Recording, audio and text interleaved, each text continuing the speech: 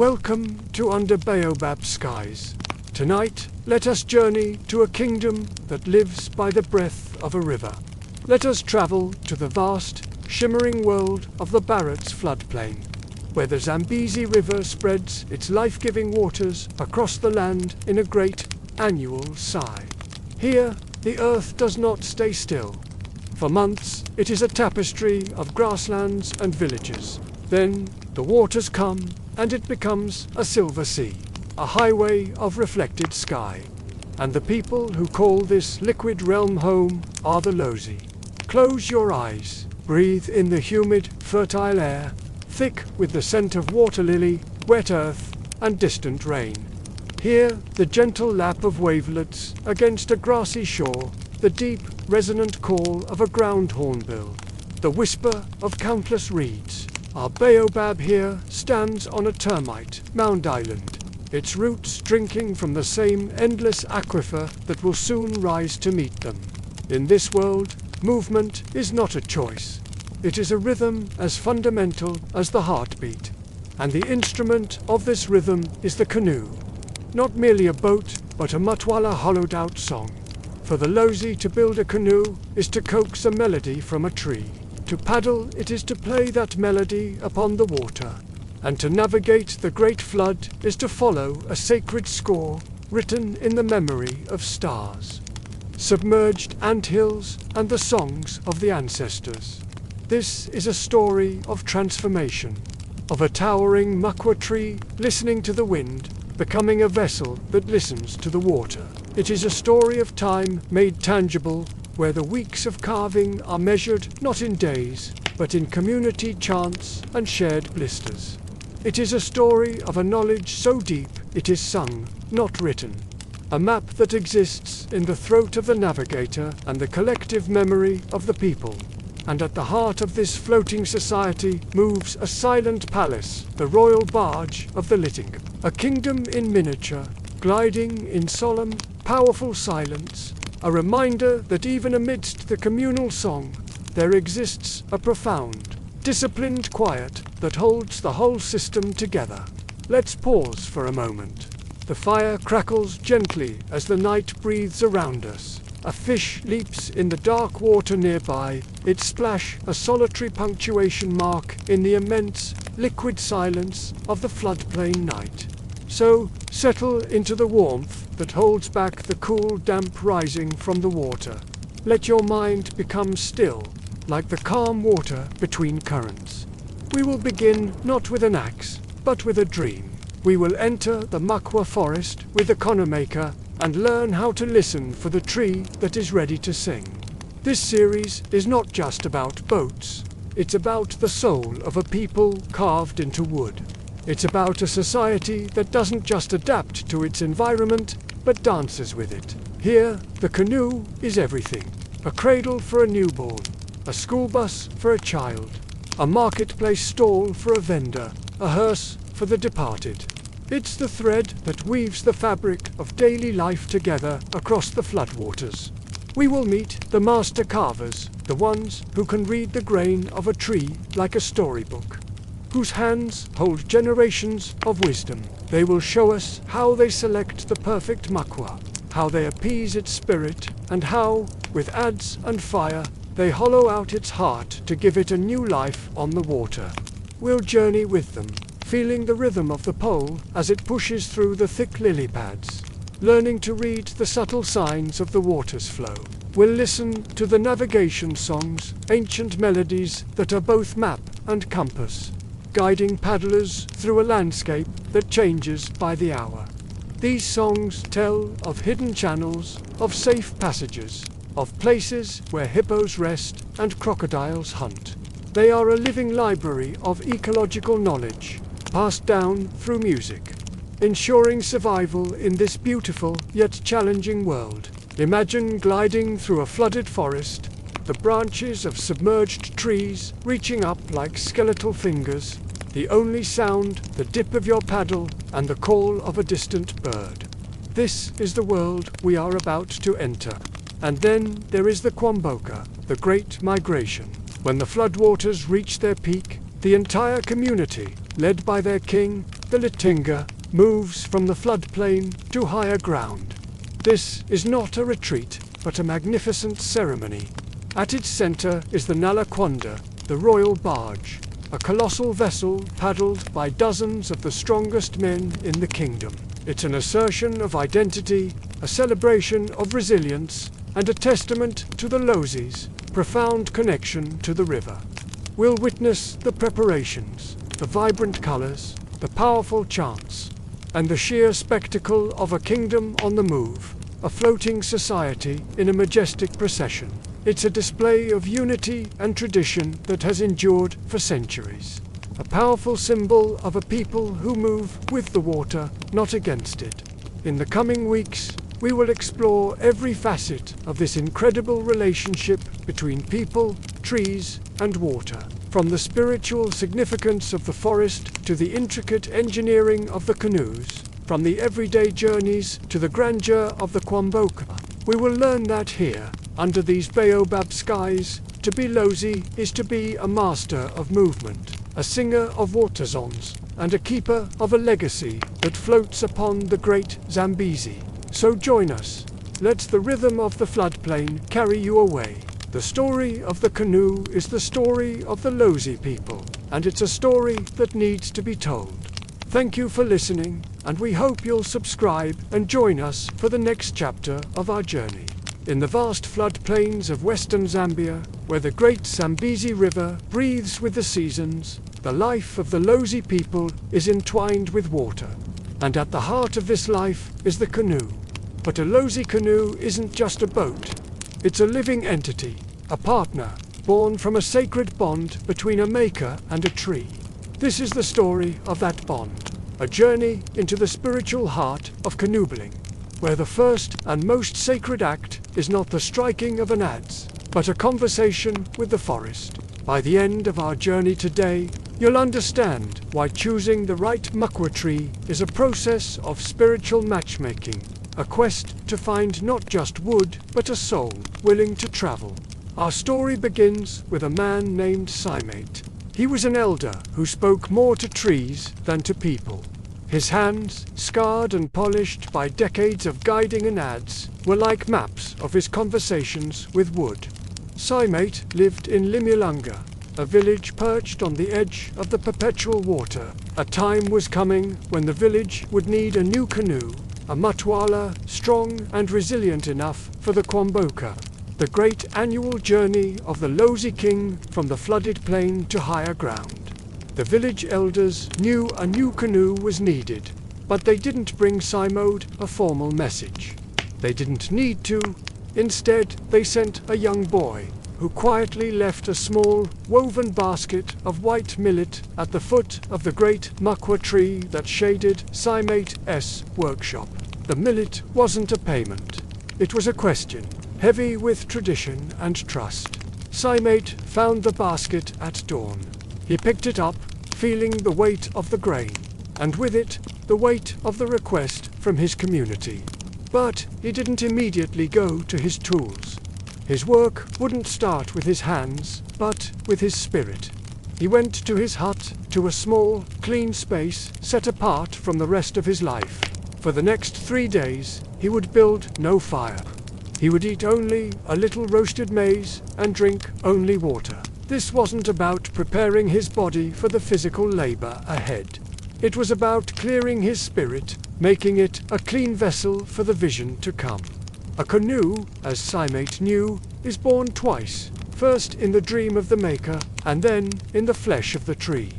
If the dream was clouded, the canoe would be blind on the water, lost to the currents. On the second night, in the thin, moonless dark, the dream came. He found himself walking in a forest he knew well, the mukwa stand near the distant sandbank of sun. But this was no ordinary forest. The trees were not silent. They hummed, a low, collective vibration, like a hive of giant bees, all except one. One tree did not hum. It sang a single, clear, piercing note that seemed to pull at his chest, a melody only his soul could hear. He walked toward the sound. As he approached, he saw the tree's trunk was not the familiar brown of makwa wood. It had a silver sheen, as if it were bathed in a moonlight that didn't exist. And perched on its highest branch, completely motionless, a single white-headed fish eagle sat, watching him. Simart reached out to touch the shimmering bark, but his hand didn't meet the rough texture of wood. It met the smooth, taut surface of a drumhead. Instinctively, he tapped it once with his finger. Though the sound wasn't external, it didn't ring in his ears. It resonated deep inside his own ribs, a vibration that shook him to his core. He awoke with that vibration still humming in his bones. The image of the silver-barked tree and the watching eagle was etched behind his eyes, as clear as the morning light beginning to filter into his hut. He rose from his mat. The fast was broken. The question had been answered. The dream had spoken. He called for his grandson and apprentice, Liana. "We go to Silona," he said, his voice hoarse from days of silence, but absolutely sure. "The tree is waiting. It has already agreed." Liana, a boy of 14, was filled with excitement. He had often watched his grandfather work, marveling at how he could turn a log into a graceful vessel. But he had never been part of the choosing. "How will we know it, grandfather?" he asked, his eyes wide. "Is it the tallest tree in the forest?" Simart shook his head as they began the long walk toward the sandbank. "Tallest is not best," he explained gently. "Straightest is not best. The tree we seek must be willing. It must have a spirit that desires to travel, a spirit that wants to leave its roots behind and become a path upon the water. A proud tree wants to stay and touch the sky. A fearful tree will make a timid canoe that shies away from the waves. We must find the one that is ready. My dream showed me its heart sound. Now we must find its body." Their journey to the Makwa stand was a gradual shedding of the village world. The sounds of children playing and goats bleating faded behind them, replaced by the dense, living silence of the forest. The air grew cooler under the canopy. The trees here were majestic, great pillars holding up a green sky. To Liana's young eyes, they all looked the same. Magnificent, identical, and utterly silent.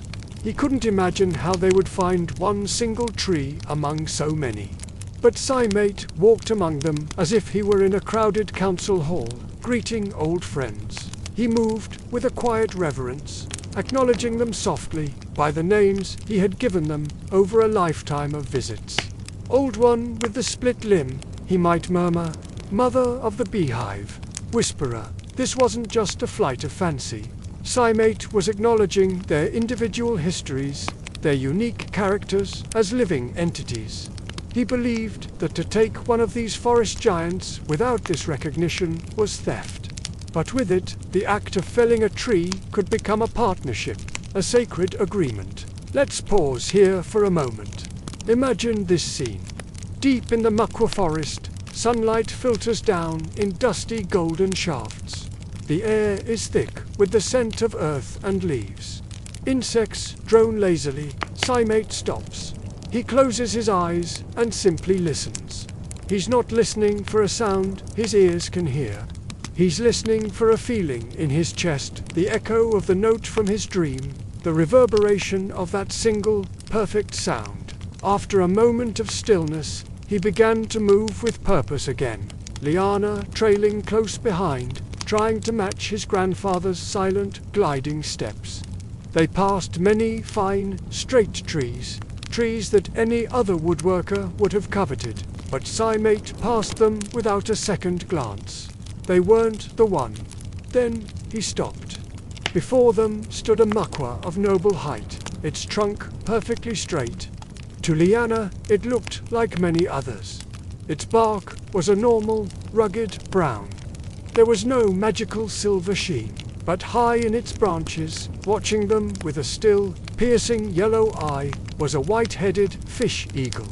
It was not the exact tree from the dream, But Simate knew instantly it was its messenger, a guidepost left by the spirits of the forest. Simate approached this tree. He didn't look up at the eagle, which remained perfectly still. He placed his palms flat against the trunk. He closed his eyes, and he listened, not with his ears, but with his hands, with his entire being, and there, through the living wood, he felt it. It wasn't the loud hum of the other trees in his dream.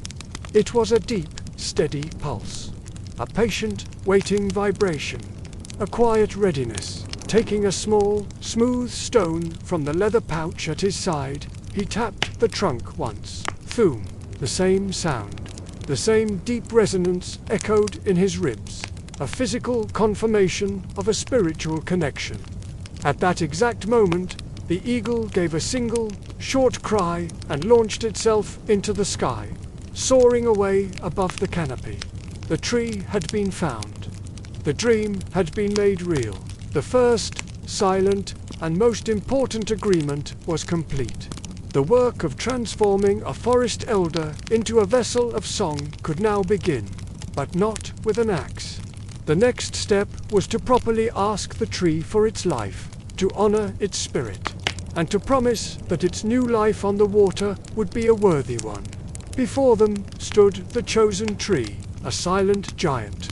The agreement, Simate felt, wasn't permission to take, but an invitation to converse further. The real assessment was just beginning. This wasn't about measuring girth with a rope.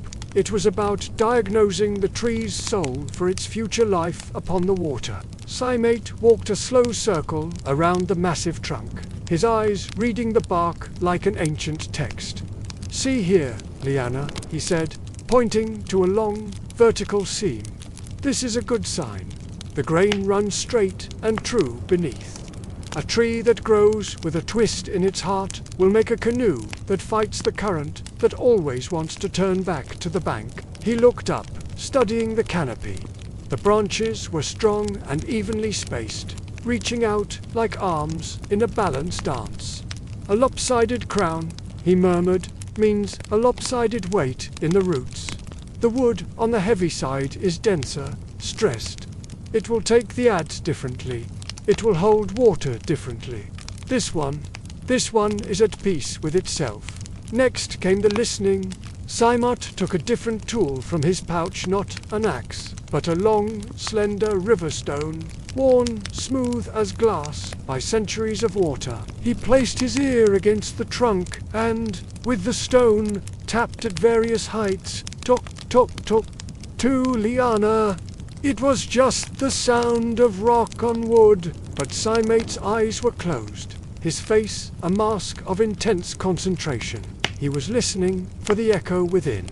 A hollow, ringing note might mean unseen rot or insect damage at the core of fatal flaw. A dense, dead thud might mean the heartwood was too hard, too stubborn, unwilling to be shaped. What he sought was a clear, solid, resonant, toner, healthy, singing heart.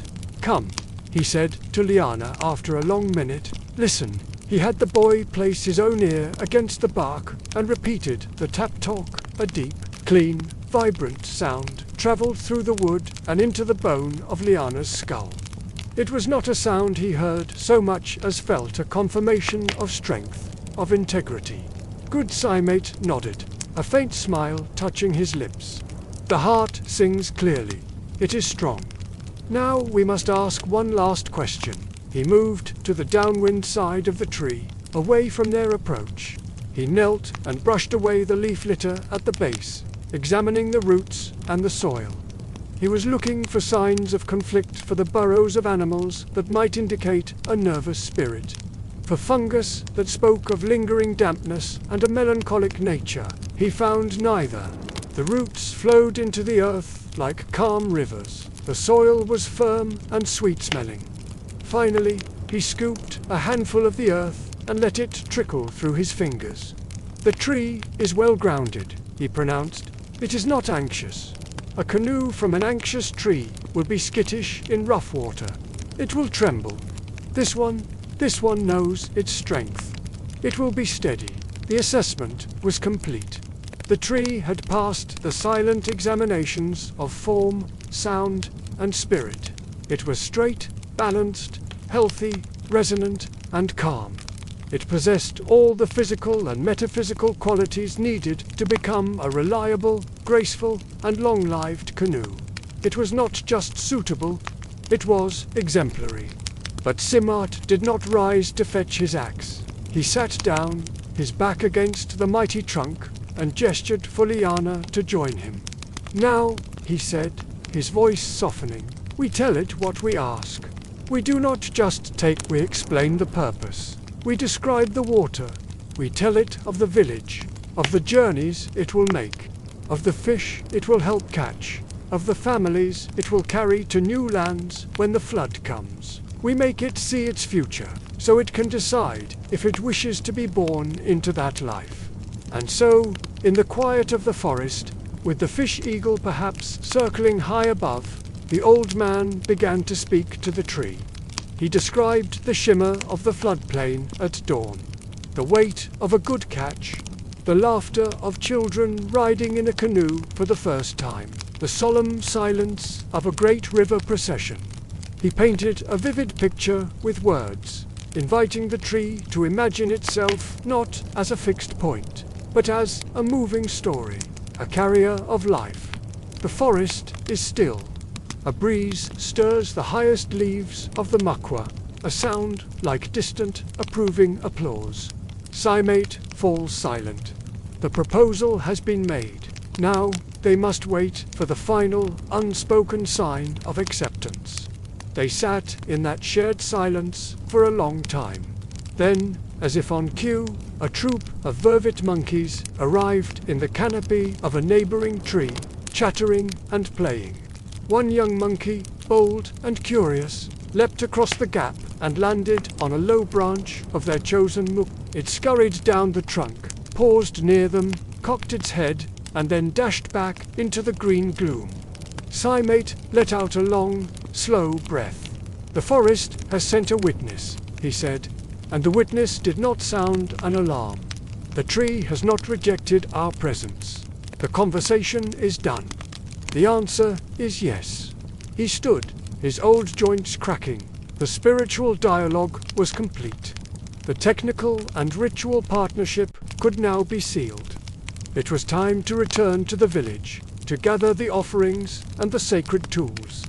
Tomorrow they would return not as assessors, but as humble petitioners, to perform the libation and make the first irrevocable cut that would begin the tree's magnificent transformation.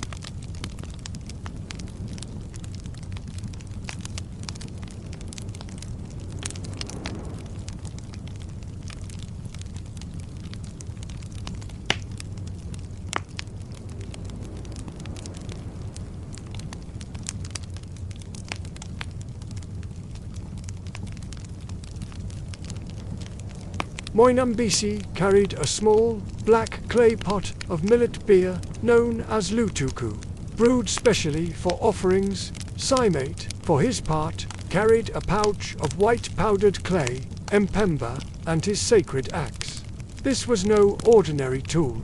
Its iron head was darkened with age and the oil of countless hands. The handle was wrapped in strips of wet buffalo hide, which would tighten and harden as they dried, securing the head for the mighty blows it would deliver.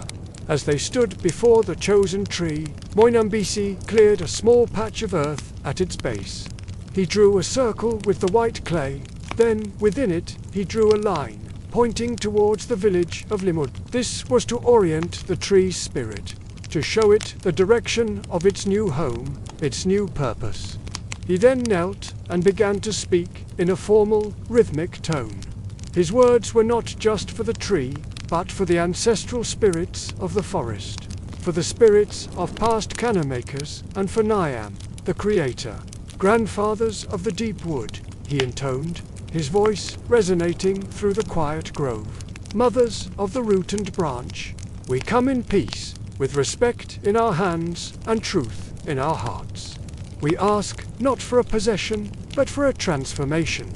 We ask this strong one, this singer, to join us, to leave its steadfastness and learn the wisdom of movement. To trade whispers with the wind for conversations with the current. We promise to honor its strength. We promise to shape it with care. We promise to sing its new name upon the water. His prayer finished, Moinambisi took the pot of Lutuku. He poured a slow, steady stream onto the roots within the clay circle. Drink, spirit of the tree, he said. Drink of our labor and our joy. Let this bond be sweet. The rich, earthy smell of the beer mingled with the scent of damp soil and wood, a potent offering to seal their words. Now, Cymate stepped forward. He took the white clay and drew a single, vertical line from the ground up the trunk, as high as he could reach. This line marked the face of the tree, the plane along which the first cut would fall. He then sprinkled more clay in a circle around the base, completing the sacred marking. We mark you with the color of spirits, of clarity, he whispered directly to the bark. Your journey begins in purity. The moment had arrived. Cymate hefted the sacred axe, its weight familiar and significant in his hands. The other men and Liana moved to stand on the opposite side of the tree. They raised their hands to press against the trunk, not to push it, but to steady it, to comfort it. This was not an act of violence, but one of deliberate, focused separation, a conscious severing of one life to begin another. Cymate took a deep breath, centering himself. He was not just aiming at wood. He was aiming at the precise point in the shared dream, the exact intersection of community need and the tree's consent. He raised the axe high above his head. For a heartbeat, the entire forest seemed to hold its breath. He brought it down. Thwalk. The sound was immense. A clean, sharp crack that echoed through the silent grove. A single, perfect chip of wood, the color of fresh cream, flew from the notch and landed right on the white clay circle. It was the first token of the transformation, a physical sign that the pact had been accepted. Cymate did not strike again. That first cut was symbolic, and it was sufficient. The pact was now sealed. The tree was committed to its new destiny, and the village was committed to seeing it through its rebirth with honor and skill. The actual felling would happen later, with more axes, in a coordinated effort of brute strength. But this first cut, made with ritual and prayer, was the true birth of the canoe. Let's just pause for a moment here. Imagine the scene. The echo of the axe blow fades, slowly replaced by the resuming sounds of the forest. A distant bird call, the gentle rustle of leaves in the breeze. The single chip of wood lies on the white clay, a tiny but potent promise of what is to come. The men lower their hands from the trunk, their part in this stage of the ritual complete. Monambasi stepped forward once more, this time holding a bunch of fresh, green muyambo leaves.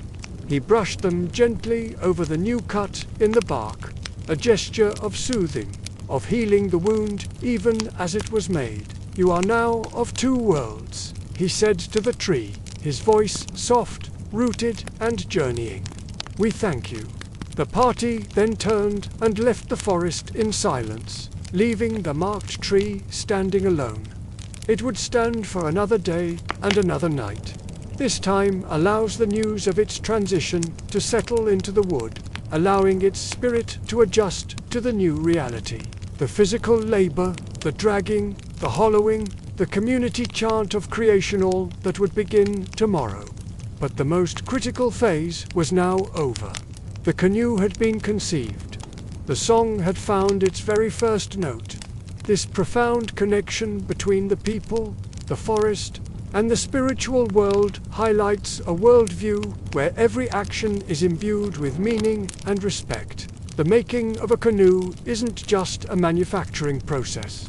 It's a sacred journey that begins long before the first tool touches the wood. It's a story of transformation, not just for the tree, but for the entire community. The next morning, the entire village of Limyalunga, or at least everyone who could be spared from their duties, gathered at the edge of the forest. This wasn't a chore. It was a ceremony, the very first communal act in the creation of the canoe. The felled muckwa log lay before them, a true giant resting on a bed of branches that had cushioned its fall. It was immense, longer than 3 men lying head to toe, and thicker than a man could wrap his arms around. The air was thick with the intense, spicy scent of fresh sap and crushed leaves.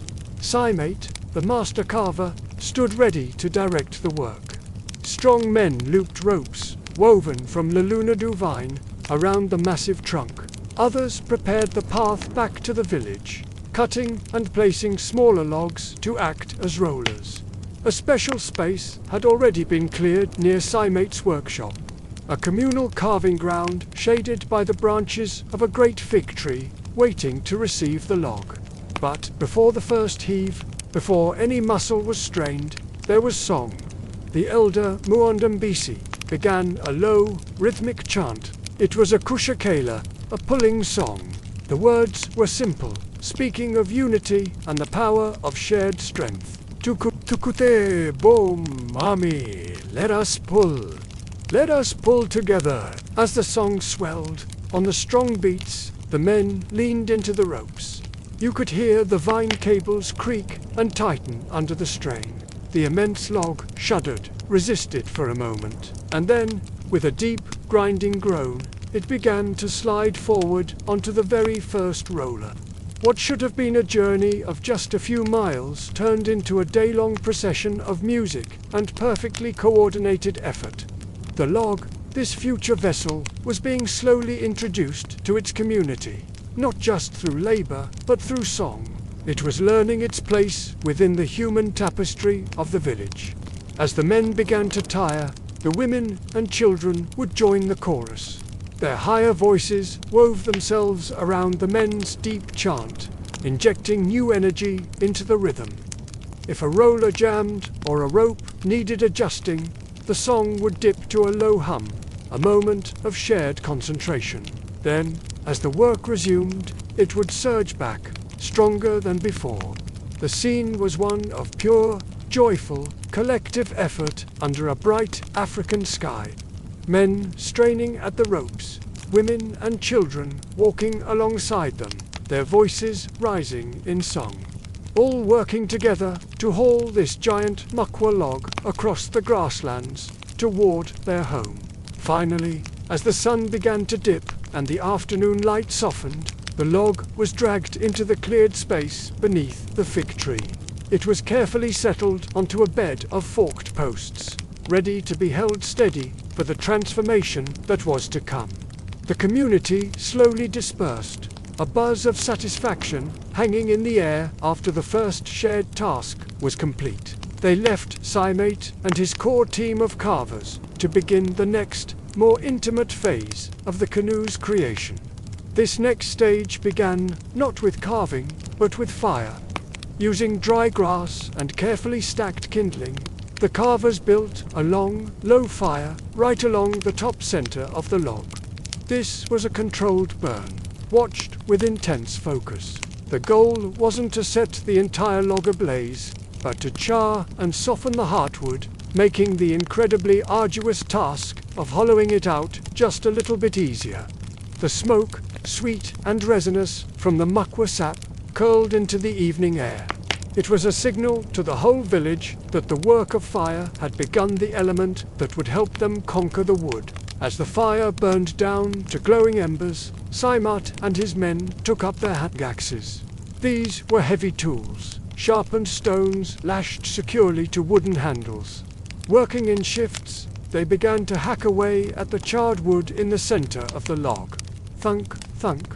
The sound was a stark, percussive counterpoint to the melodic pulling song of the day. It was brutal, exhausting work, and sparks flew with each powerful blow. This was the canoe's violent, smoky birth, a necessary struggle to create the hollow space that would one day define its purpose. This cycle burn, chop, scrape continued for a full week. By the end of it, the log was no longer just a log. It now had a crude, blackened trough running down its length. It was ugly, smoky, and still incredibly heavy. But it was pregnant with its future shape. The community had brought it home with song. The fire and axe had begun to reveal its inner space. Now, the more refined, more musical work could begin. The rhythmic conversation of the adze. With the rough hollow carved out by fire and axe, the work entered a new, more rhythmic phase. The brutal thunks of the hand axe were replaced by the precise, almost melodic thwack-thwack of the adze. This was no longer demolition. It was sculpture.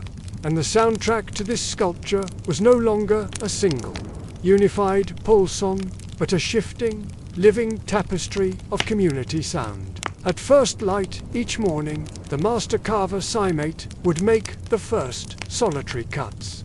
He would walk the entire length of the enormous log, his experienced eye judging the thickness of the walls, his ear listening intently to the sound the adze made as it bit into the wood. A hollow ring meant he could go deeper, but a solid, dull thud was a clear signal to stop. He was the composer, marking out the day's measures, setting the tempo for the symphony to follow. Then, as the sun climbed higher, the village would gather. But they weren't assembling as a straining workforce. Not anymore. They came as a participatory audience and a living chorus. The old men, whose hands were now too frail for the heavy adze, but whose memories were as long as the river itself, would settle on woven mats in the cool shade of the giant fig tree. One would begin a chant, not a work song this time, but a makwasa, a historical narrative passed down through generations. He would sing of past floods that shaped the land, of great, legendary catches of fish, and of the heroic deeds of the Litinga, Embu, the founding king, who had led the very first Kwamboka ceremony. His rhythmic, recitative chant provided the underlying beat for the entire scene. As his voice rose and fell, telling of paddles striking the water in unison, the adzemen would match their strikes to the cadence of his story. Thwack thwack, the paddles dip, thwack and pull. The story and the work became one inseparable act. A young carver wasn't just shaping wood. With every single swing of his tool, he was physically enacting the history of his people. He was feeling the rhythm of his ancestors in his own muscles, carving their legacy into the vessel. Imagine it, the carving ground bustling with life under the sprawling branches of the ancient fig tree. An elder, his face a roadmap of time, sits on a mat, his voice carrying a historical chant across the clearing. In the foreground, a carver's powerful arms swing an adze in perfect rhythm with the song, sending a spray of wood chips flying with each impact. Others watch or work on smaller tasks nearby. It's a scene of cultural transmission in its purest, most active form. Around mid-morning, the rhythm would shift. The women would arrive, their conversation and laughter a new layer in the soundscape. They carried calabashes of cool water and the sour, deeply refreshing Munkoyo beer. Their arrival signaled a natural, welcome break in the day's hard labor. They would often start a different kind of songer, kushakasha, a playful, teasing melody built on kaland response. The carvers would pause their work, wiping sweat from their brows, and take long drinks from the calabashes. They'd sing the responses back to the women, their deep voices mixing with bright laughter. This interlude was absolutely vital. It wasn't just a rest. It broke the monotony of the carving, it strengthened social bonds, and it served as a beautiful reminder to everyone that this canoe was being built for life, for joy, and for community, not just for simple utility. It was a vessel destined for celebration. After the break, the sound of the adzes would resume, but the music continued. Now, the singing might be taken up by the women as they sat nearby, sorting reeds for thatching or preparing the midday meal. Their songs were often about the water. about the shimmering shoals of fish that filled the floodplains, about the journeys they themselves would soon take in this very canoe.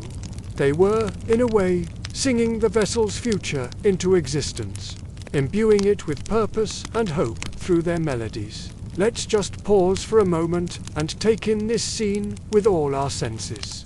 The air under the fig tree is rich and complex. It's filled with the sharp, clean scent of fresh Makwa wood chips, the slightly sour tang of the Munkoyo beer, and the earthy smell of dust stirred up by dancing feet during the songs. The sound is a complex layering of different elements. The steady, percussive thwack of the ADSs, the deep, resonant chant of history from the elders, and the bright, joyful laughter carried on a call and response song. This isn't just noise. It's the sound of a culture actively building itself, one chip of wood and one musical note at a time. It's the sound of community, and children were always present. They were never shooed away or told to be quiet. They were an integral part of the process. They played games in the piles of wood chips, but they also watched everything with wide, curious eyes. You could see their small hands mimicking the swing of the adze with sticks, their bodies unconsciously swaying to the rhythms of the songs. They were absorbing their culture, not through formal teaching in a classroom, but through osmosis, by living and breathing it every single day. Liana Saimate's young apprentice was now among the main carvers.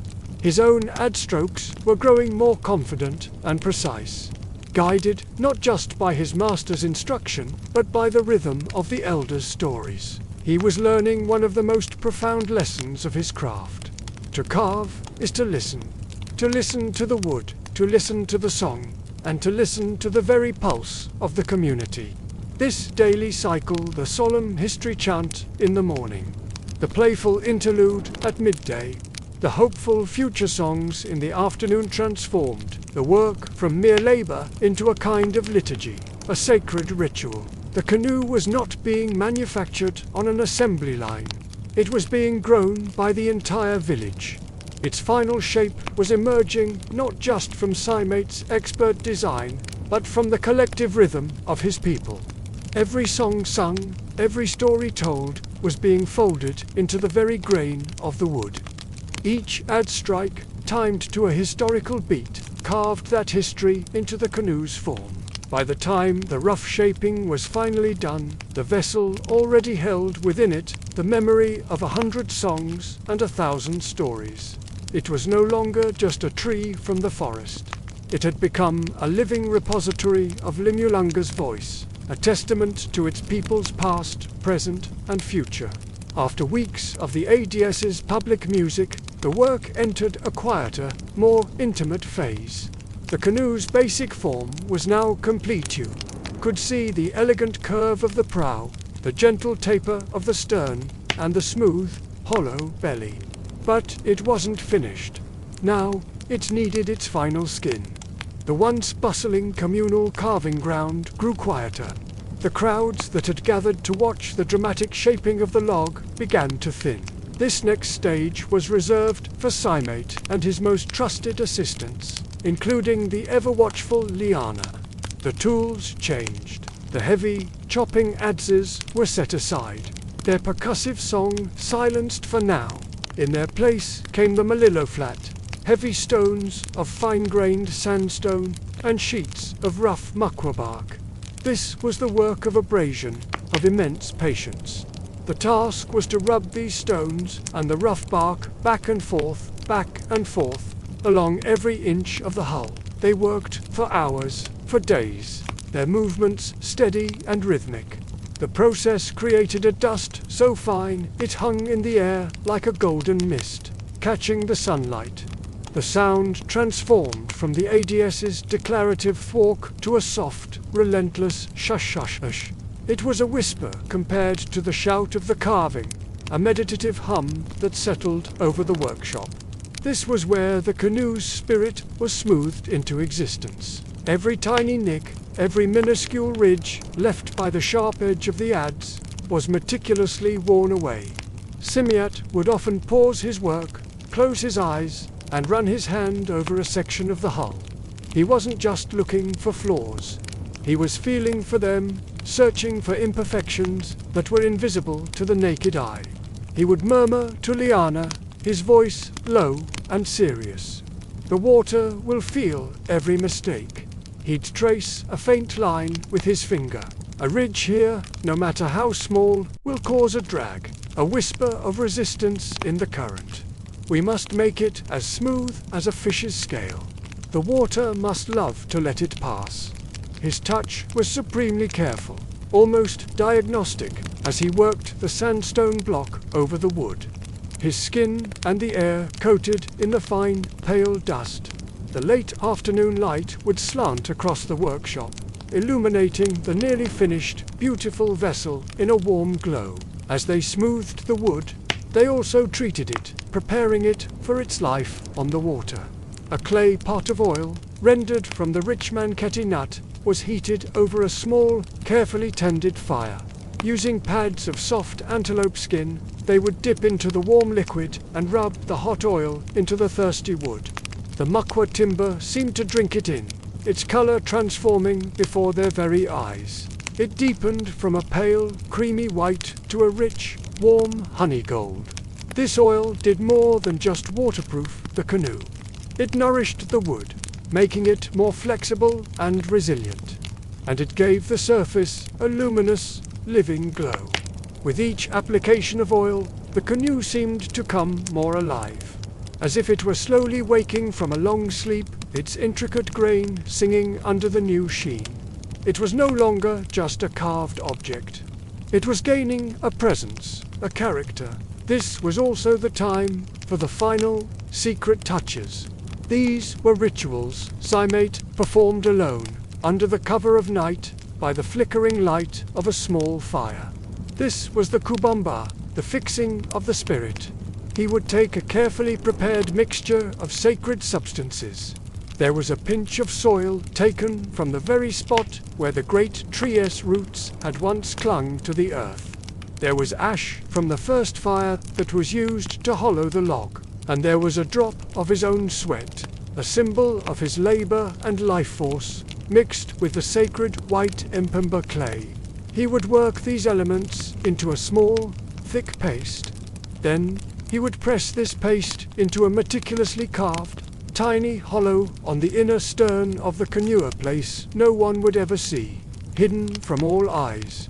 This was the canoe's Lasano, its spiritual anchor. It was a powerful connection, binding the vessel to its origins in the forest, to the community's effort, and to its maker's intent. The next morning, as they applied the final, shimmering coat of oil, the air felt different. The work was done. Simate stood back, looking at the finished vessel with a deep sense of satisfaction. He turned to Liana, a smile touching his lips. "Now," he said, his voice filled with a quiet pride, "it is no longer just it is Mutwalawa Limu. It has a name, it has a memory, it has a purpose." The canoe was no longer an object. It was an entity, ready to take its place in the life of the village. The day of the launch feast arrived, bright and clear. The atmosphere was electric with anticipation.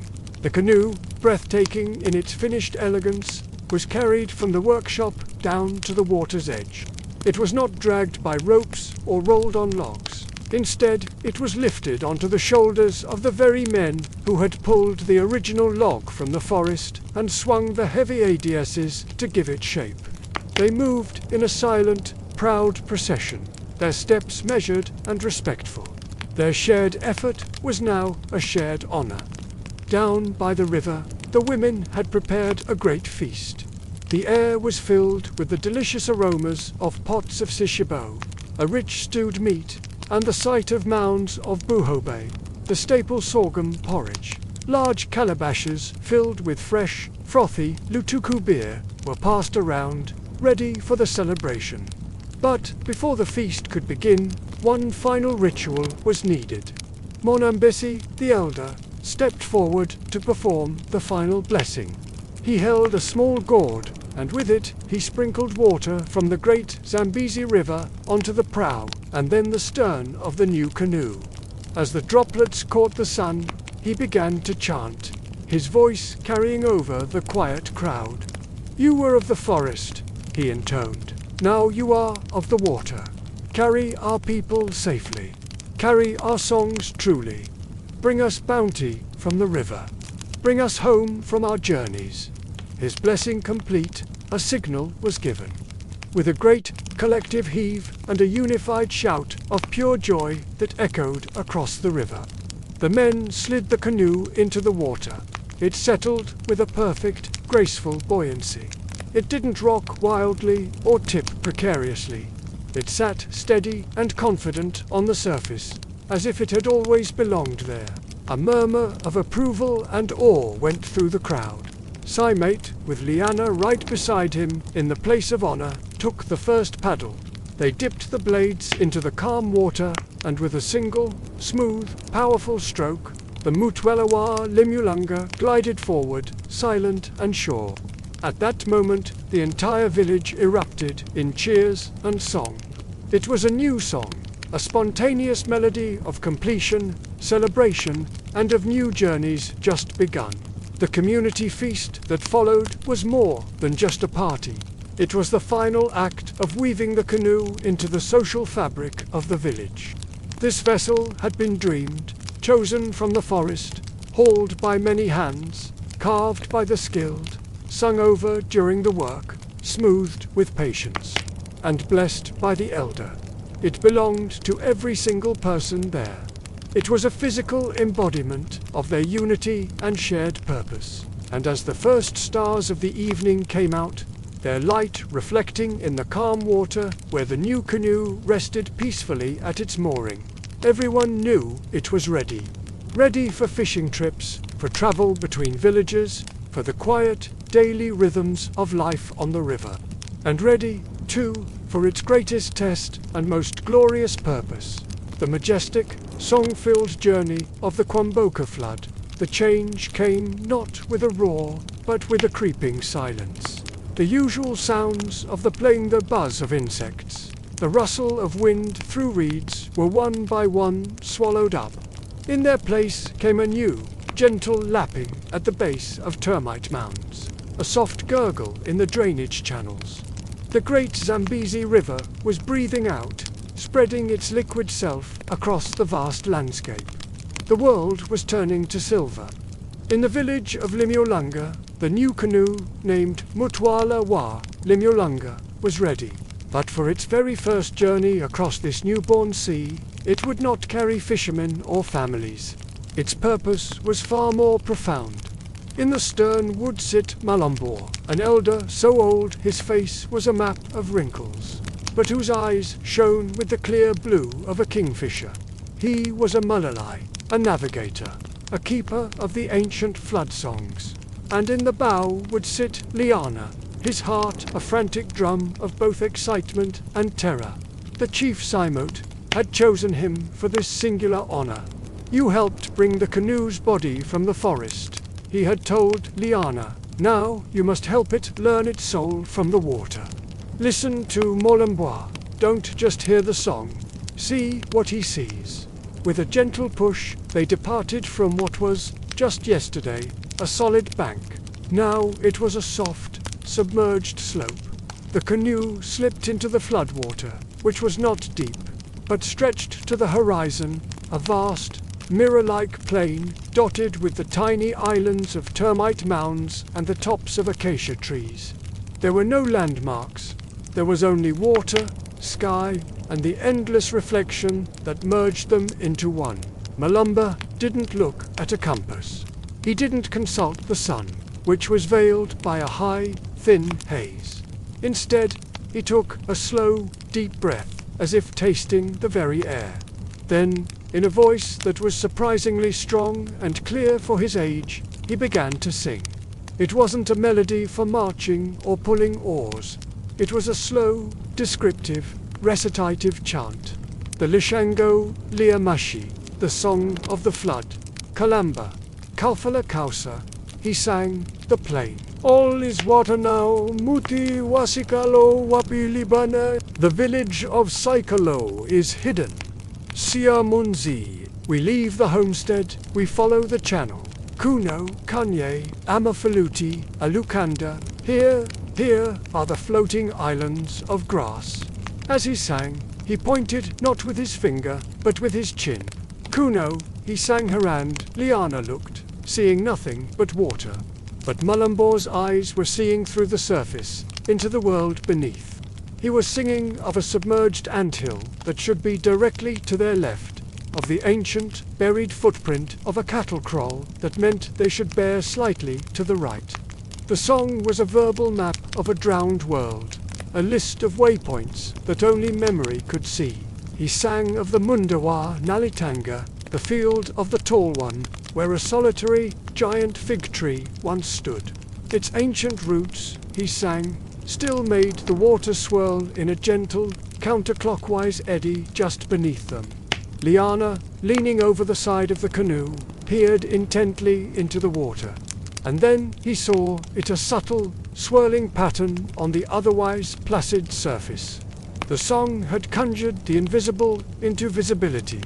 The canoe glided silently, the only sound, Mulumbor's weathered voice, painting the unseen landscape with his words. A fish suddenly broke the surface, near the described eddy, a flash of silver, as if in confirmation of the elder's song. In that moment, Liana's terror melted away, replaced by a profound sense of awe. He wasn't lost on some featureless sea. He was being guided through a familiar country whose roads were just temporarily covered by a thin silver veil. This was the first layer of navigation, the memory of the land. The flood songs were the oral archives of topography, meticulously passed down through generations of navigators like Melum. To sing them was to resurrect the drowned world, to walk upon it in your mind while floating above it in your canoe. A single forgotten verse, a misplaced line, could mean missing a crucial submerged ridge and running aground, lost in the vastness. The song was both a sacred liturgy and a practical survival manual. Then Mulumbwa fell silent. The final notes of the landscape chant faded into the immense quiet of the floodplain. He nodded, a look of satisfaction on his wrinkled face. They were on course. The new canoe had heard its first lesson, learning about the world that lay just beneath its hull. But the journey was long, and the sun was already beginning its slow descent toward the watery horizon. Soon, the second, more elusive layer of the navigator's art would be needed. The water road was about to become a star road, and the song would change its tune. The true magic of the Mualo was only just beginning to reveal itself. As the last light of day painted the sky in shades of orange and purple, the world transformed again. The silver plain turned to liquid gold, then to a deep, velvety indigo. One by one, the stars began to appear, not just in the sky above, but also in the perfectly still water below. The canoe felt as if it were suspended in a sphere of stars, floating through the cosmos itself. Liana watched, mesmerized, as the last sliver of the sun disappeared. The air grew cooler. The featureless plain of daylight was now a featureless plain of darkness. The landmarks of memory, the submerged hills and trees, were now truly invisible. Liana's earlier awe began to mix again with a flicker of apprehension. How could they possibly navigate now? Mulumbwa seemed to sense his unease. He didn't speak. Instead, he tilted his head back, his gaze fixed on the heavens. After a long moment of silence, he began to sing again. But this was a different song. The rhythm was slower, the notes more drawn out, resonating with a celestial grandeur. This was the song of the stars. He sang of Siwala, the constellation we call Orion, the great hunter walking across the sky. He pointed with his chin towards the 3 bright stars of its belt, explaining how their angle in the sky told them the time of night and the season. He sang of the Naka, the canoe, a curve of stars that mirrored their own vessel, showing them the path westward. The song wasn't just a list of names, it was a story of relationships. It wove the stars, the water, and their small canoe into a single, interconnected narrative. The song explained how the reflection of a particular star cluster on the water's surface could reveal subtle currents invisible in the darkness. It told of how the shimmer of another star, distorted by the cooler air over a hidden channel, could guide them towards deeper water. Liana realized that Malumba was not just looking at the stars. He was reading the conversation between the sky and the water. This was the second layer of the navigator's art, reading the heavens. Where the memory of the land failed in the darkness, the eternal map of the sky took over. The flood songs were a living bridge between the earth and the cosmos, a complete system of knowledge that encompassed everything from the smallest eddy to the most distant constellation. It was an understanding so deep it felt like a form of magic. Liana felt a shift within himself. He was no longer just a passenger. He was an apprentice. He began to look where Malomboa looked, to see the patterns the song described. He saw how the reflection of a bright star elongated, pointing them towards a passage between two submerged thick. He saw the faint, milky path of the galaxy mirrored in the water, a celestial river guiding their own. He understood now what Cymate meant. The soul of the canoe was not just in its wood or its shape.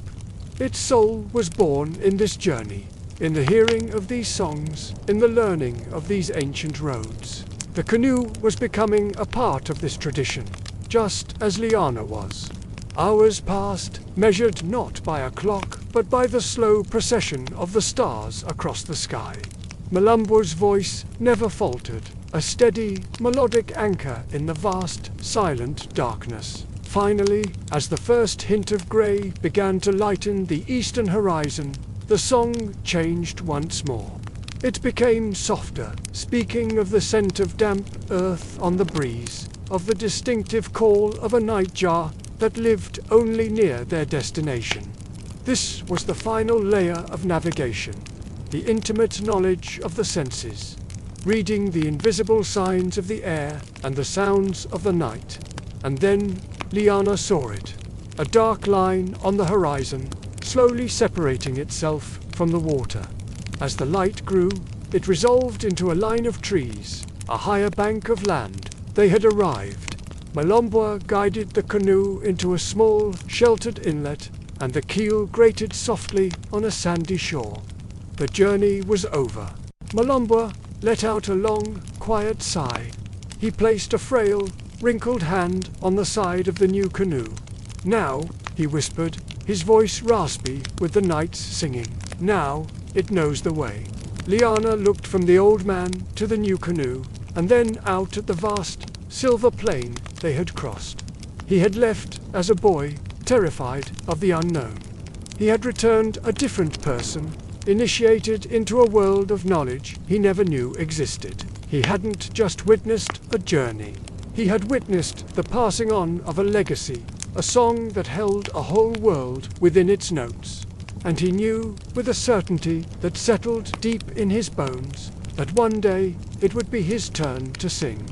As the sun sank, it painted the water in fiery streaks of orange and purple, and the world underwent another transformation. The mirror, which had reflected the grey haze of day, now began to prepare for the night. The wind died completely.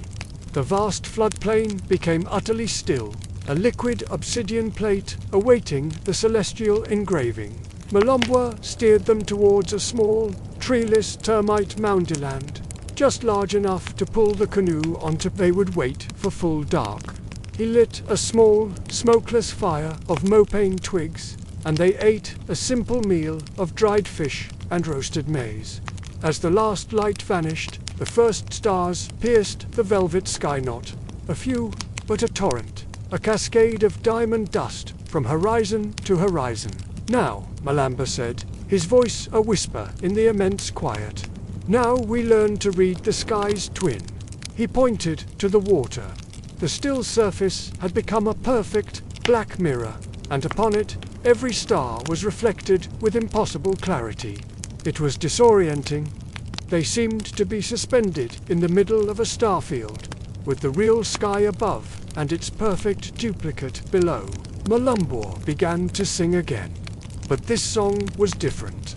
The Lushengo Laya Nalit, the song of the stars. It was softer, more fluid, its rhythm mimicking the slow wheeling of the heavens. He did not sing of submerged anthills. He sang of constellations and their reflections. Nalet kasatu ya qualihono. The star is to the east. Lekomu zilit, its reflection trembles. Kachelwa kamwambwa, kanwa katlizulu. The canoe of Mumbwa, the mouth of the sky.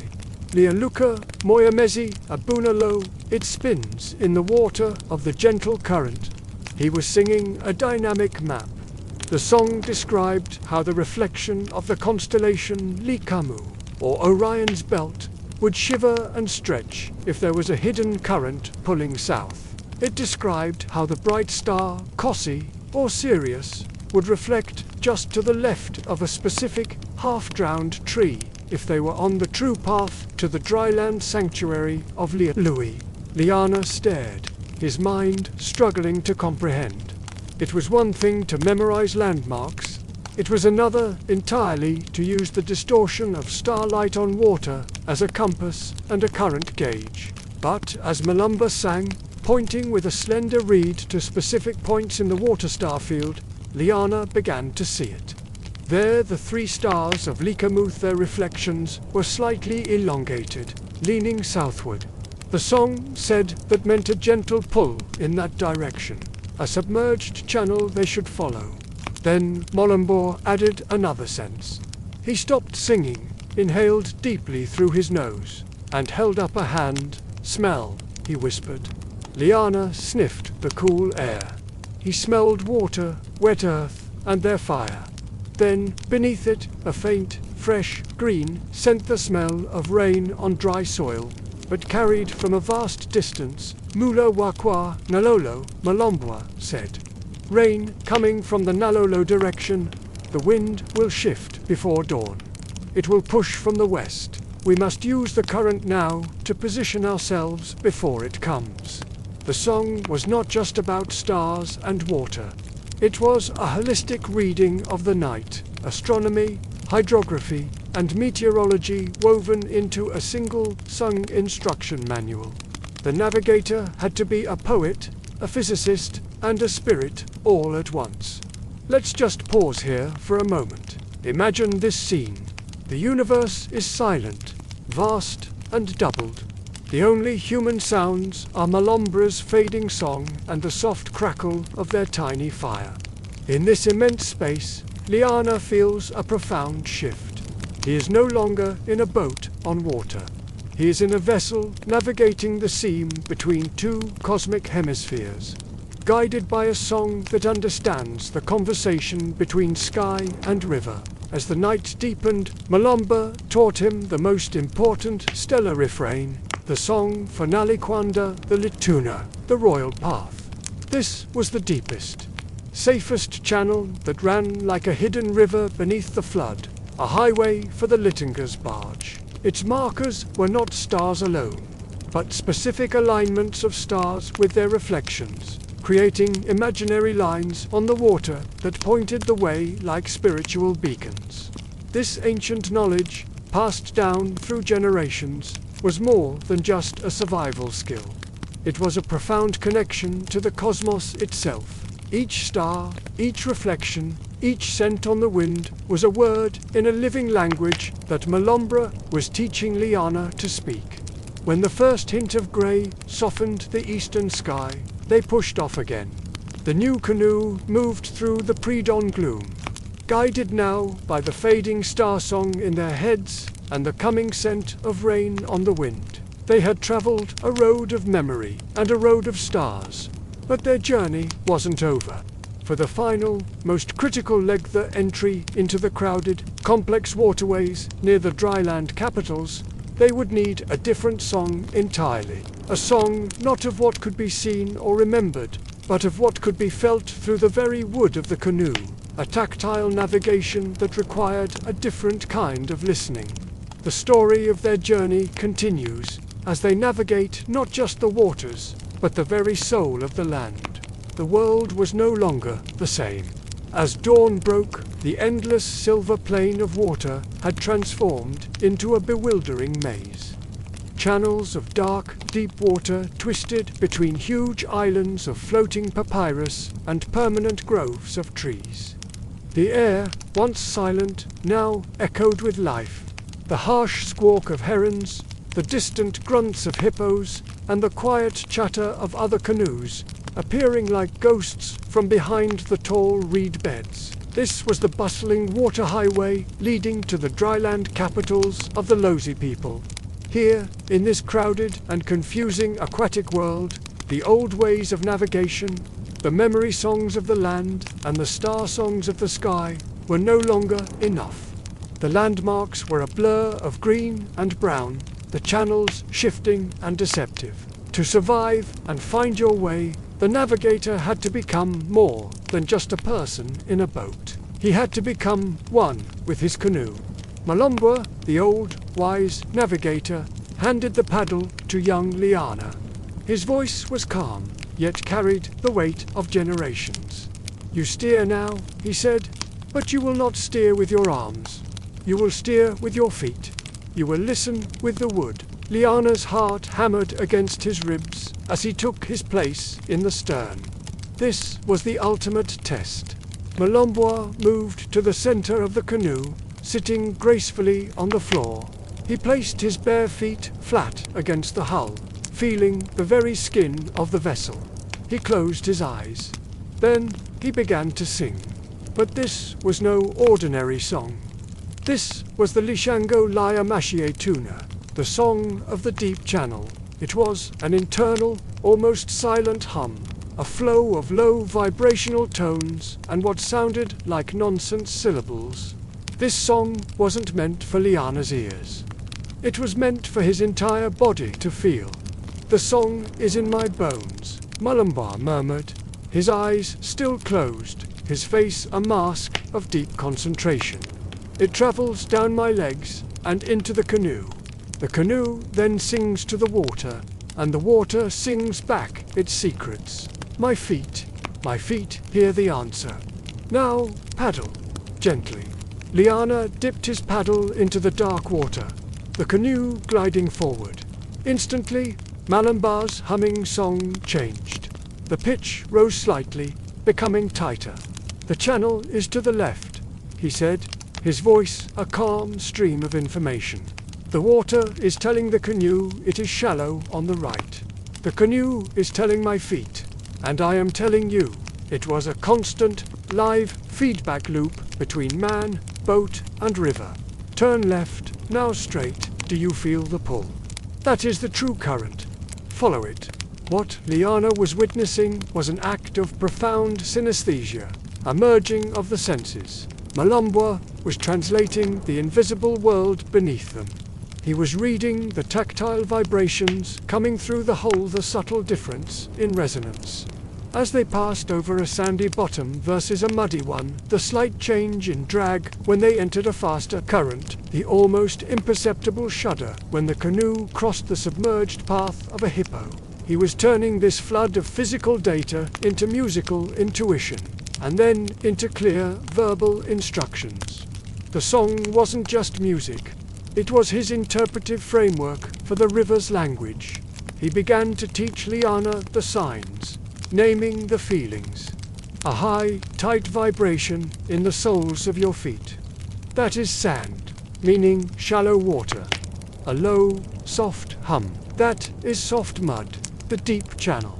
A sudden, sharp tap-tap feeling through your feet. That is the hull passing over submerged reeds at the edge of a papyrus bed, and a long, smooth, pulling sensation. That is the Mashie tuna, the deep channel itself, welcoming us home. Imagine them now. The canoe glides silently through a tall corridor of reeds. a green canyon rising on either side. The only sounds are the gentle dip of Liana's paddle and Malumboa's low, constant hum. A kingfisher, a flash of brilliant blue and orange, darts across their path.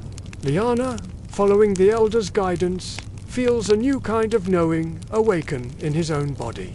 It's a kinesthetic listening, a sense he never knew he possessed. This was the pinnacle of navigational knowledge, a skill that could never be taught with words alone. It had to be transmitted through shared experience, through sitting in silence with a master, feeling the exact same vibrations, and having them named and explained. The stakes were incredibly high. A single missed nuance confusing the high vibration of sand for the low hum of deep mud could mean grounding the canoe in a remote, forgotten channel. A simple mistake could become a dangerous, even fatal one. For an hour, this silent, felt guidance continued. Liana learned to feel the river's pulse through the wood, his hands on the paddle responding not to his eyes, but to the sensations traveling up from his feet. He was learning to trust the canoe, to trust the water, and to trust the ancient song flowing through Malumba. Then, as they rounded a final, sweeping bend in the reeds, the world opened up. Before them lay a sight that stole Liana's breath away. A wide, majestic channel of deep, calm water, bustling with life. Dozens of canoes, of all shapes and sizes, moved with purpose, all heading in the same direction. On the distant shore, rising on higher ground, were the thousands of thatched roofs of Lialui, the dry season capital. They had arrived. Malumboa opened his eyes, a faint, knowing smile on his face. He gently patted the honey gold wood of the canoe's side. The canoe has learned its first long journey, he said, his voice filled with pride. It knows the song of the land, the song of the sky, and now the song of the deep water. You have listened well, Liana. He looked ahead at the great procession of boats. But remember, he continued, his tone shifting to one of reverence. The greatest canoe of all moves without any of these songs. It moves in a silence so powerful it is itself a kind of music. He gestured ahead to where the channel widened further into a great basin. And there, emerging from a side channel with a stately, almost terrifying grace, was the reason for all this knowledge. The absolute apex of Lozi canoecraft. It was immense. A silent, floating palace gliding across the water. The Nalikwanda, the royal barge of the Litinga, the king, it moved with an impossible smoothness, a silent testament to the ultimate mastery of the water. Liana stared, speechless, finally understanding the profound depth of the world he had just begun to enter. This incredible story shows us that sometimes the most advanced knowledge isn't about technology, but about a deep, intuitive connection with the world around us. It's about listening not just with our ears, but with our whole being. In the heart of the Barrett's floodplain, where the water is a mirror for the sky, the everyday songs of the river guide the canoes. But then, something appears that silences every voice, every paddle. What approaches is not just a canoe. It's a floating island of power. This is the Nalikwanda. Its name means for the people. But in truth, it is a kingdom unto itself. Imagine a vessel so immense it seems to defy the laws of nature, hewn from a single, mythical Makwa tree of legend, not of any known forest. It stretches over 100 feet long. On its vast, flat deck rises a palace. Yes, a palace. A majestic, tiered structure of lashed poles and golden thatch, with walls of intricately patterned reed mats and a soaring conical roof. This is the Litingus Mobile Court, a piece of the capital city of Lialui, set adrift on the floodwaters. You can even see smoke curling from a small, ceremonial hearth on deck, while the Zambian flag and the Lozi royal standards hang motionless in the still air. But it's not just its colossal size that commands such awestruck silence. It's the way it moves. The Naliquanda doesn't glide, it progresses. It is propelled by over 100 paddlers standing in perfect, disciplined ranks along its sides. Their paddles rise and fall in absolute, terrifying unison. And here is the most astounding part. They do this in complete silence. There are no work chants, no shouted commands, not a single note of a song. The only sounds are the deep, unified swish as 100 paddles enter the water as one, the low hiss as they pull through the current, and the gentle drip of water from the lifted blades. This is a rhythm of pure, unadulterated discipline. It's a display of power so assured, so confident, that it needs no musical accompaniment. The silence itself is the anthem. As this immense vessel passes, its wake causes smaller canoes to bob gently in the water. An elder might whisper, his voice filled with reverence, "You see, the Naliquanda doesn't need songs about landmarks or stars. It eyes the landmark. It defines the channel. Where it goes, the deep water is. Its path is the royal path. The songs we sing are just to find our way to its road, and in that moment the profound truth becomes clear. The common canoes, with their descriptive, memory-filled songs, are participants in the natural world. They listen to the river, they adapt to its moods, they follow its lead. The Naliquanda, however, is of a different order entirely. It commands, its movement dictates reality. The silent, coordinated might of its paddlers sends a clear message. The kingdom is not subject to the flood. The kingdom moves the flood. It is the living, breathing embodiment of the Litinga's sovereignty over both the waters and the people. Beneath this stunning display of grandeur lies an even deeper layer of protocol and tradition. The paddlers are not just any men. They are a hereditary guild, the Beiju, who have trained since they were boys for this one sacred duty. They don't communicate with words. Instead, they use a complex language of foot taps on the holodeck. These signals are transmitted from a hidden drummer deep within the barge's hull, whose beats are felt, not heard. Their loyalty isn't to a captain, but to the vessel itself and to the king it carries. And the king himself, the Litinga, remains unseen.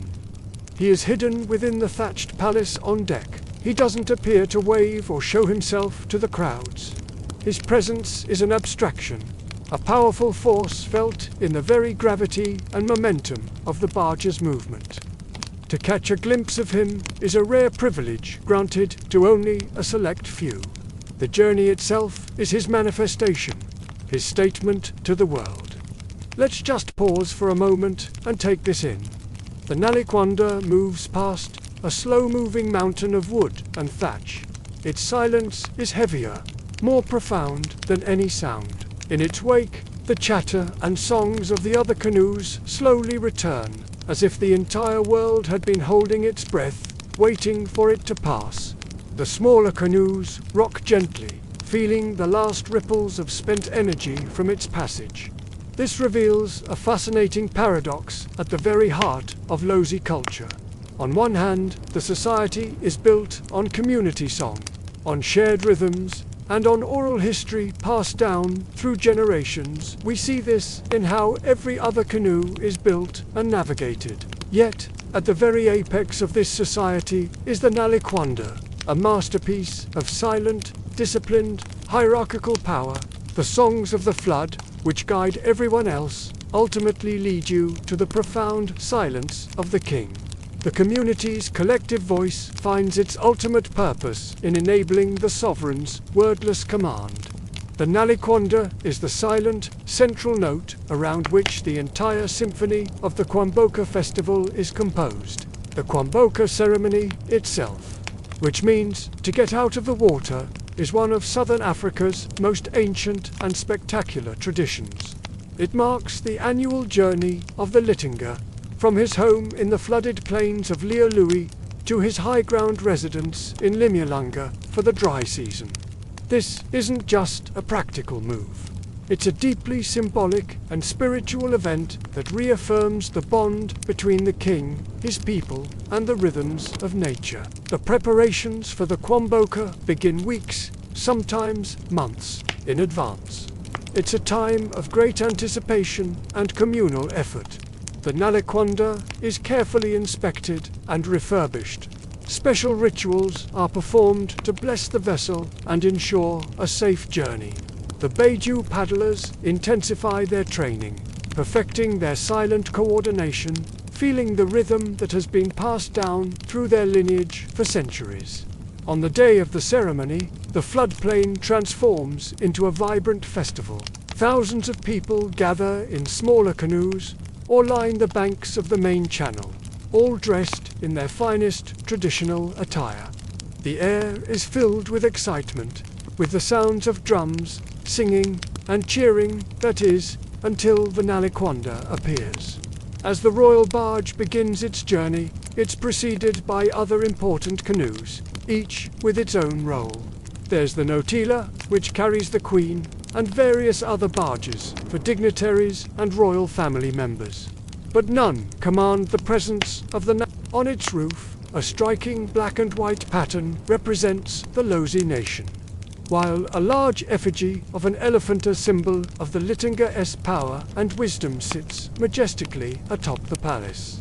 Another barge, the Mbalianga, carrying the Litinga's wife, is adorned with a cattle egret, symbolizing the queen's grace and femininity.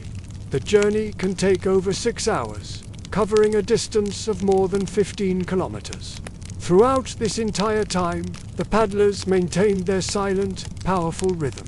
It's a feat of incredible endurance and focus. They are the engine of this royal procession, the living heart of the ceremony. Their silent power is a form of communication more potent than any speech. It speaks of unity, strength, and unwavering loyalty. When the Nalikwanda finally arrives at Limulunga, the atmosphere erupts. The king disembarks and is greeted with thunderous drumming and traditional dances, like the Ngomalung. The silence of the journey gives way to a joyous celebration that can last for days. The king has safely navigated the flood, and by doing so, has ensured the continued prosperity and stability of his kingdom. The Kwamboka is more than just a beautiful parade. It's a living history lesson, a powerful political statement, and a spiritual renewal all rolled into one. It demonstrates the resilience of the Lozi people, who have learned not just to survive, but to thrive in the challenging environment of the floodplain.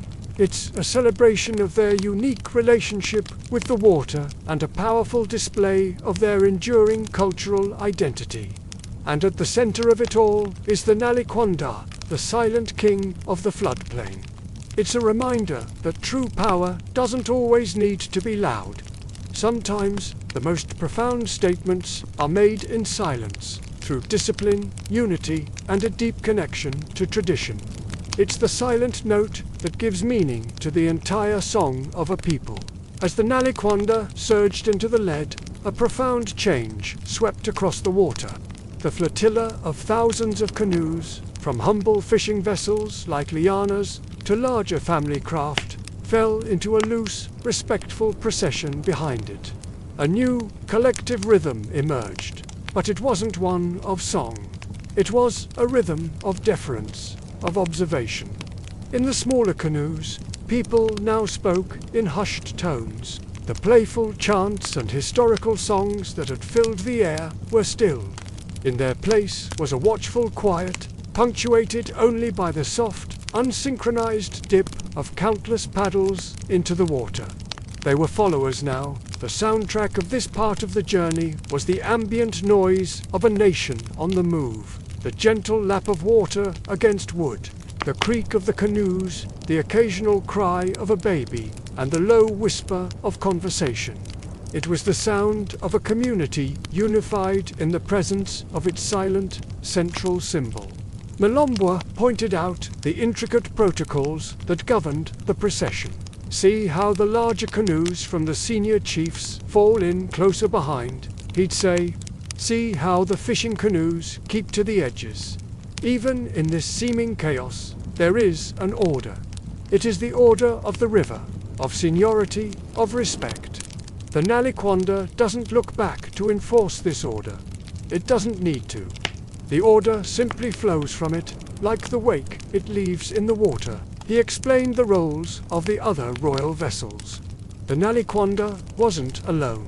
It was accompanied by the Notella, the Queen's barge, and other specialist craft carrying the royal drums, attendants, and priests.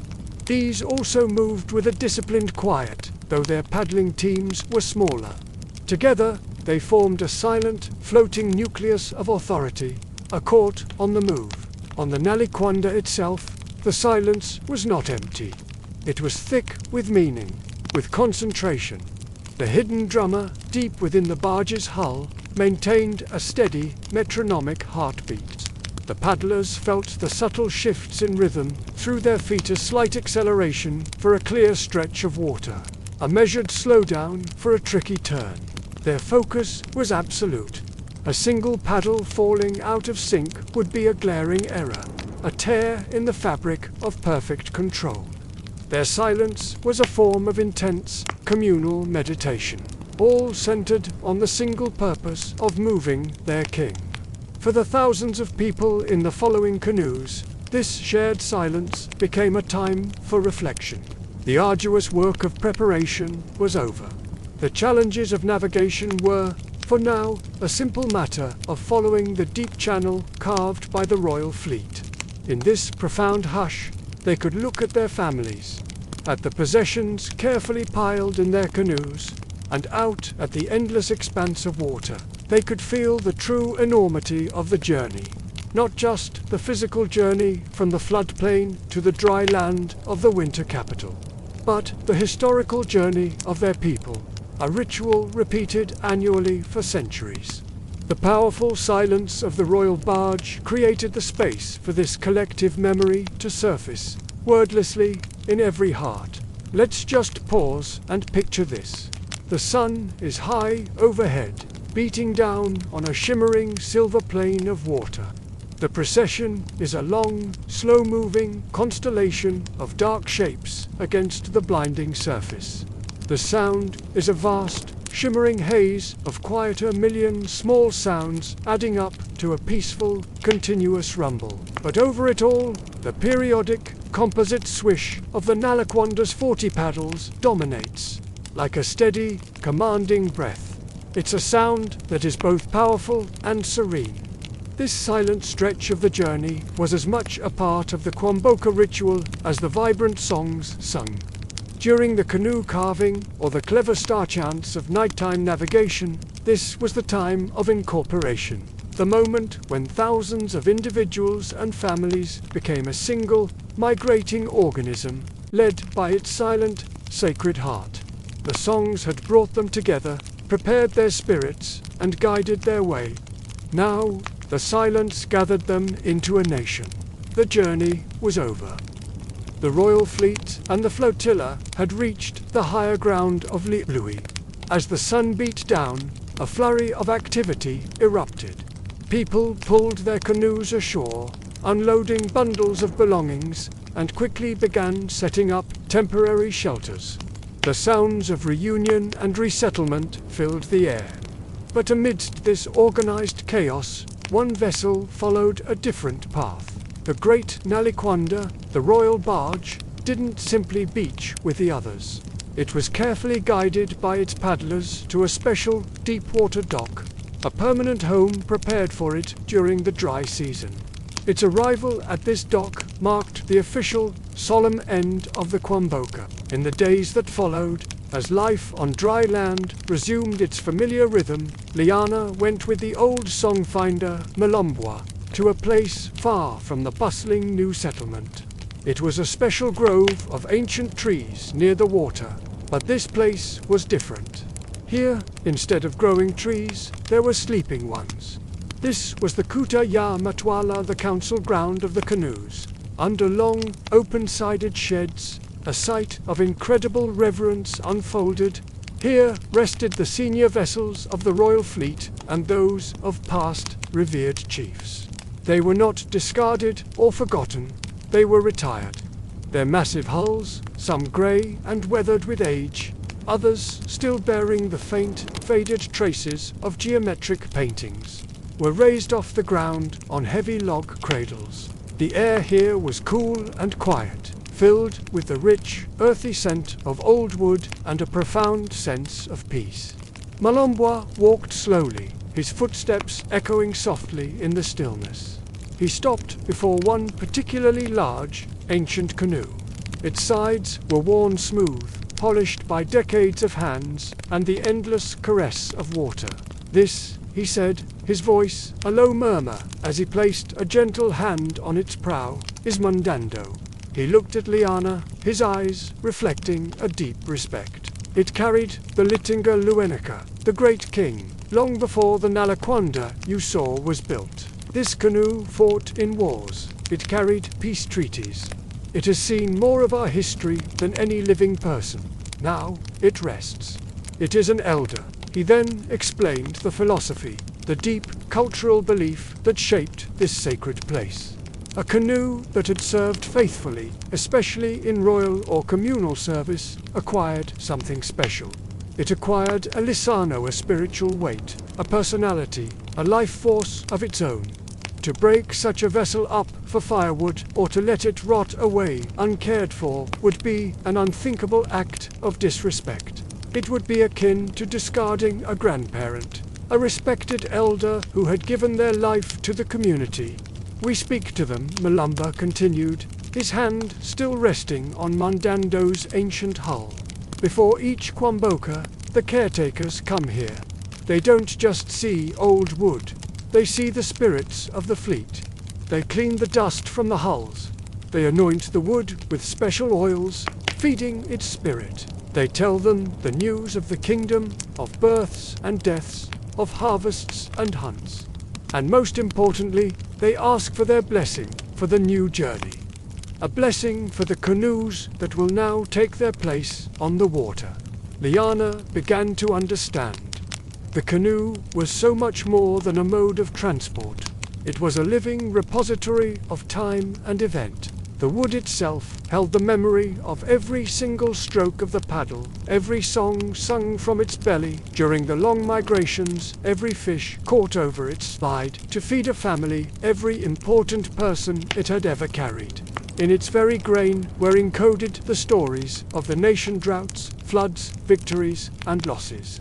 A fleet of such elders, resting in this quiet grove, was a library of national experience. It was a physical archive, more resonant, more alive than any written chronicle could ever be.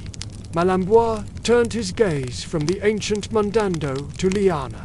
"Your Mutwalawa, Limulunga," he said, referring to the new canoe they had travelled in, "has just begun its life.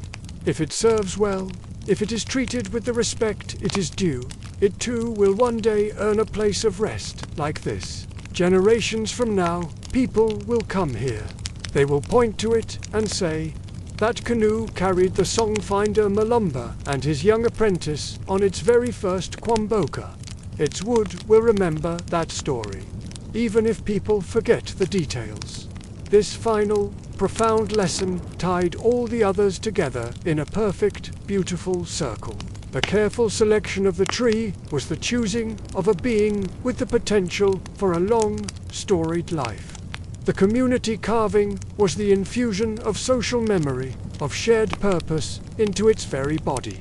The flood songs that Liana learned were the wisdom it needed to acquire to navigate its world. And its faithful service through many seasons would lead, ultimately, not to destruction, but to a venerable retirement. The canoe's life cycle perfectly mirrored that of a respected person. Birth, education, a life of productive service, and an honored old age. Let's just pause for a moment here. Imagine standing in that cool, quiet shed. Time feels different.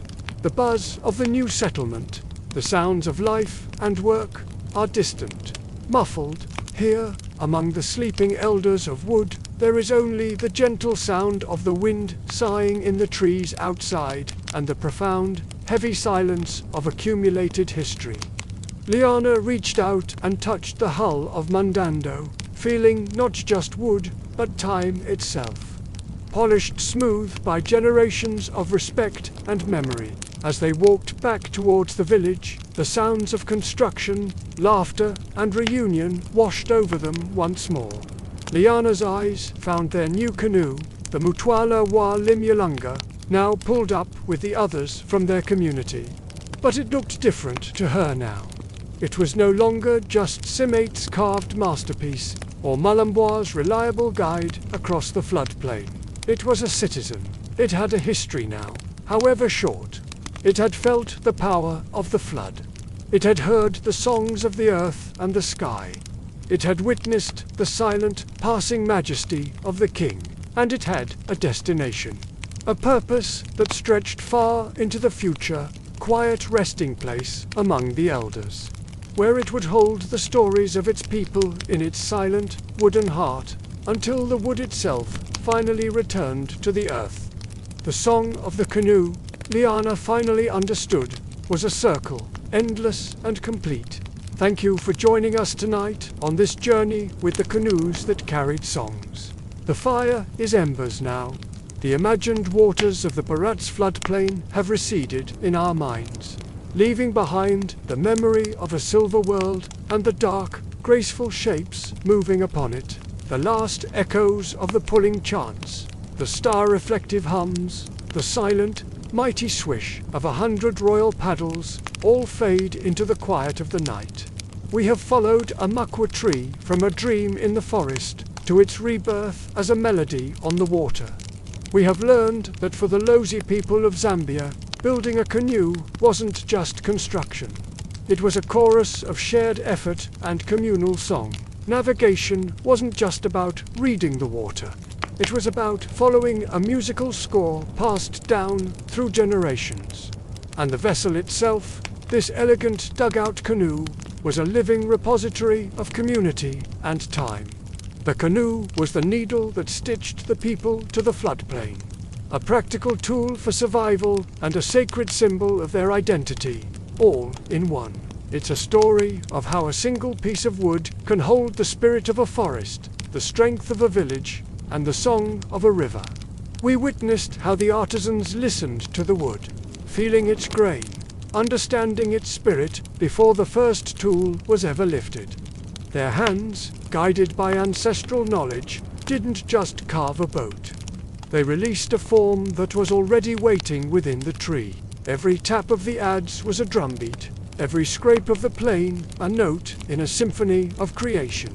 This process reminds us that the most beautiful things are not merely made, but are revealed through patience, respect, and a deep connection to nature. We've seen how the vibrant, collective songs of daily life and wayfinding ultimately flow towards, and make space for, the powerful, disciplined silence of sovereignty. On the waters of the Bharat's floodplain, song is the language of the people. It's the rhythm for pulling nets, the chant for long journeys, the lullaby for children rocked by the gentle waves. But when the great royal barge, the Nalikwanda, appears, a different kind of music takes over, the music of silence. The Nalikwanda's silent paddle does not negate the people's song. It is the beat around which the song is composed, the deep, grounding rhythm that allows the melody to soar. It's a silence that speaks of authority, of reverence, of a history so profound it needs no announcement. It is the respectful pause that gives the surrounding music its meaning. This powerful contrast shows a deep understanding of rhythm and life. The Lozi know that just as music needs rests to create a beautiful melody, a community needs both its boisterous songs of daily life and its moments of profound, shared silence. One gives life its energy, the other gives it its depth and direction. As sleep draws near, let your breath become the steady rhythm of an adze shaping wood. Let your thoughts drift like a canoe on still, star-reflecting water. Feel the solidity of community in shared labor, the clarity of ancient knowledge sung under an open sky, and the profound peace of a purpose fulfilled. Whether that purpose is a journey across floodwaters or a final honored rest in the shade, the Lozi understood that we are all, in a way, canoes.